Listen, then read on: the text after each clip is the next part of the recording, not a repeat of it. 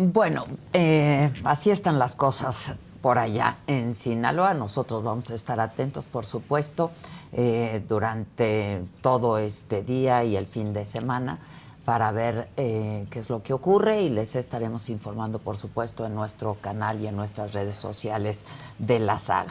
Vamos a cambiar de tema porque la salud siempre ha sido un tema del que no solamente nos preocupamos, sino nos ocupamos en este canal. Y el cáncer es una de las principales causas de muerte en nuestro país. Según el más reciente reporte del INEGI, en el 2023 hubo casi 100,000 muertes por cáncer. 52.4% fue en mujeres, 47.6% en hombres. El cáncer de mama fue la principal causa de muerte por cáncer en las mujeres de 60 años y más. En los hombres fue el cáncer de próstata.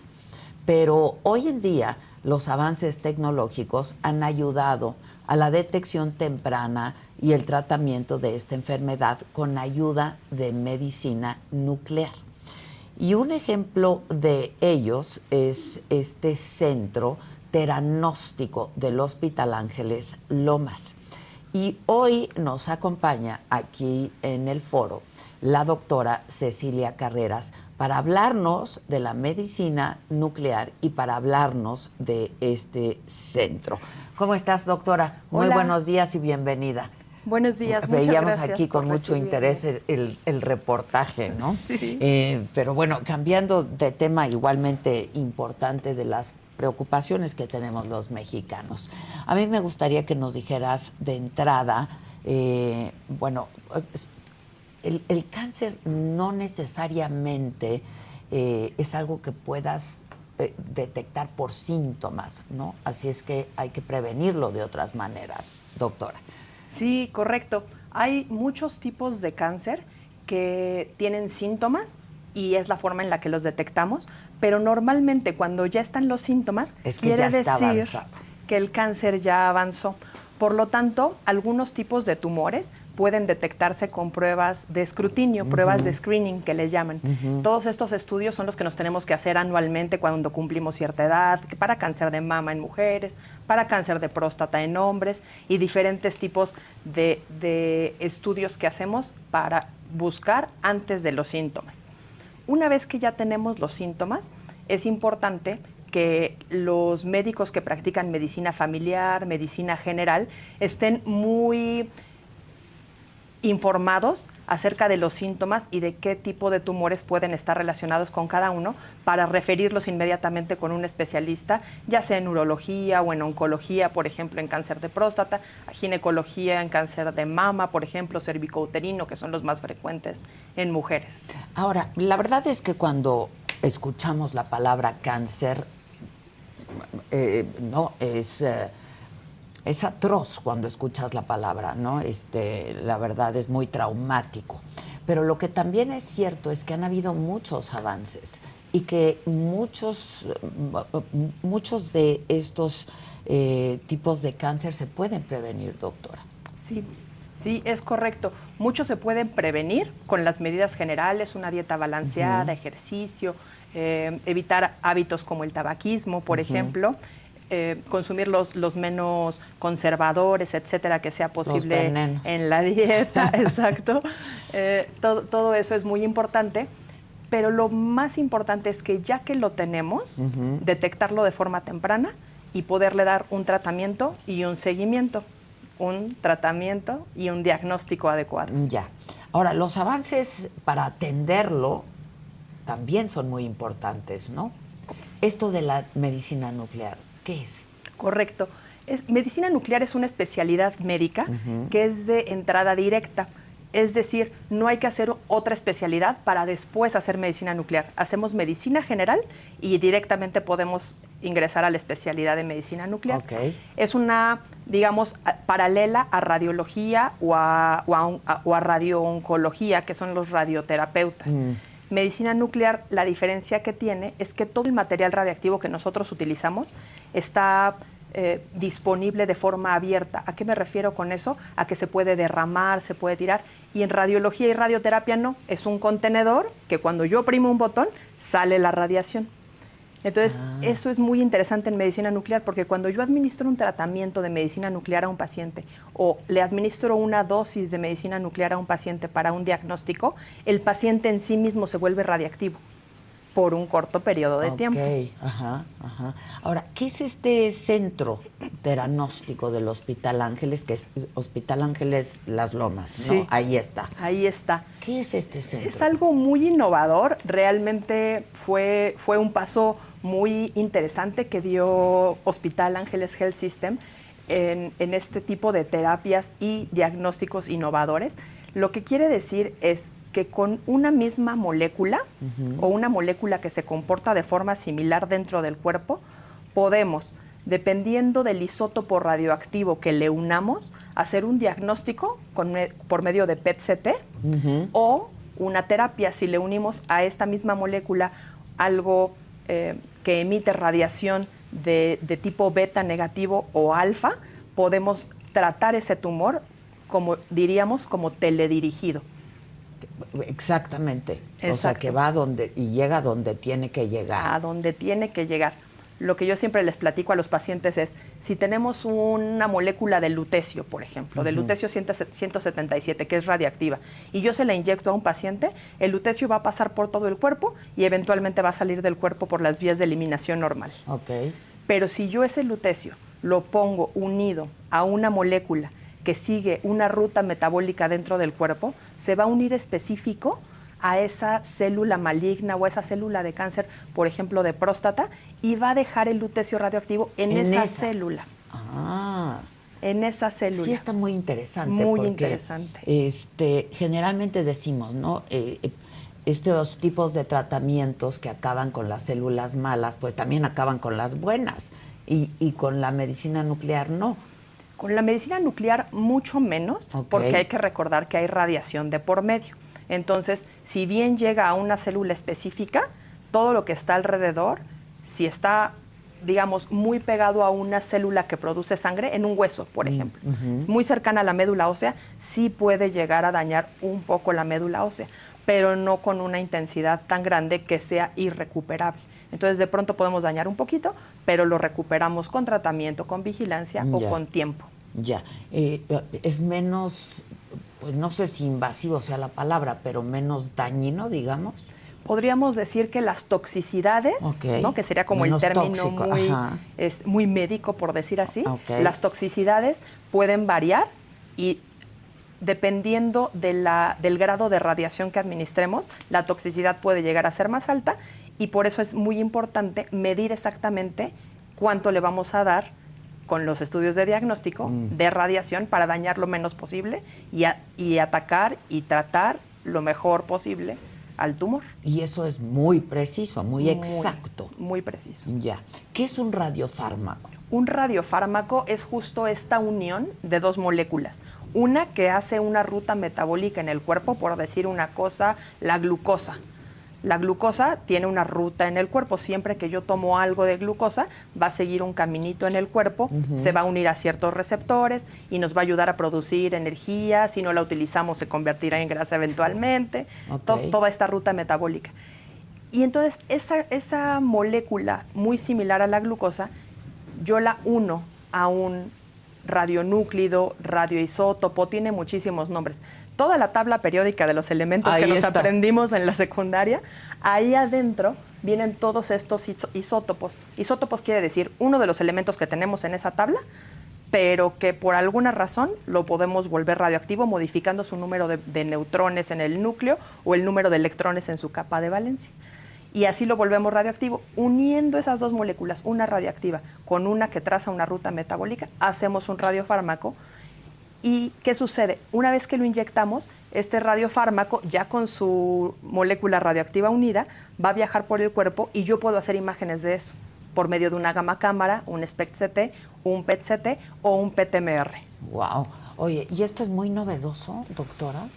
Tiene muchas cosas novedosas, Okay. se va renovando cada vez, pero en realidad el primer tratamiento teranóstico se dio el siglo pasado, en 1941, cuando descubrieron que el yodo radioactivo por sí mismo es una molécula que puede hacer diagnóstico y tratamiento. O sea, fue la primera versión No de solo teranóstico. diagnóstico, sino también tratamiento. También tratamiento. Por ejemplo, para pacientes que tienen hipertiroidismo, Ajá.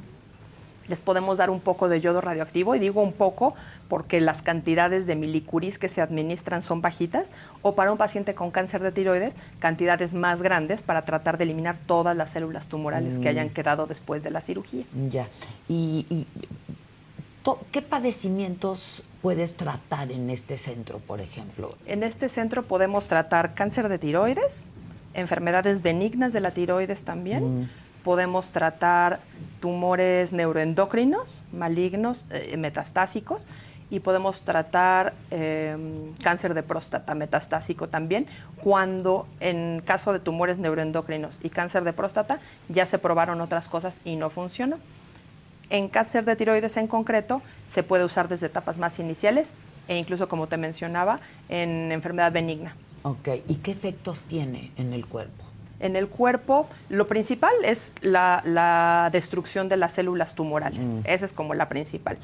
Pero cuando llega a agredir a partes sanas del cuerpo, por ejemplo, en el caso de cáncer de próstata, con el lutecio 177 PSMA, que es como se llama la molécula que administramos, se puede concentrar, por ejemplo, también en las glándulas salivales. Entonces, si no tenemos los cuidados de las glándulas salivales, los pacientes pueden quedar con un poco de boca seca, dificultad como para sentir la sensación de los alimentos por una temporada en lo que se recupera. ¿Qué otras Pero es mínimo síntomas? y es por un tiempo. Mínimo por un tiempo. Digamos, de los efectos secundarios más graves que puede tener es cuando las lesiones metastásicas están en los huesos largos, en donde se producen las células de la sangre, y damos una radiación muy alta, que no hacemos un cálculo muy preciso y la radiación es más alta de lo que la médula ósea tolera, y entonces dañamos esas células que producen la sangre. Y entonces puede dar anemia, los glóbulos blancos se pueden bajar, las plaquetas se pueden bajar. Todo eso es controlable, todo es manejable, pero son riesgos que existen y que los pacientes tienen que conocer muy bien antes de someterse a estos tratamientos. Ahora, ¿cuándo te sometes a estos tratamientos? ¿En qué momento del diagnóstico? Ya sabes que tienes algún tipo de cáncer, etcétera. ¿Cuándo llegas a este centro? ¿En qué momento?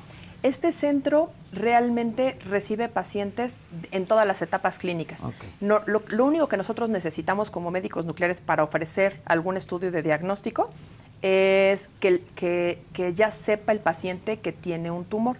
Es decir, yo ya sé, porque ya me operaron o ya me hicieron una biopsia, que tengo cáncer de próstata, cáncer de mama, o cualquier tipo, tumores neuroendocrinos, por ejemplo, que casi nunca se mencionan, pero son muy importantes.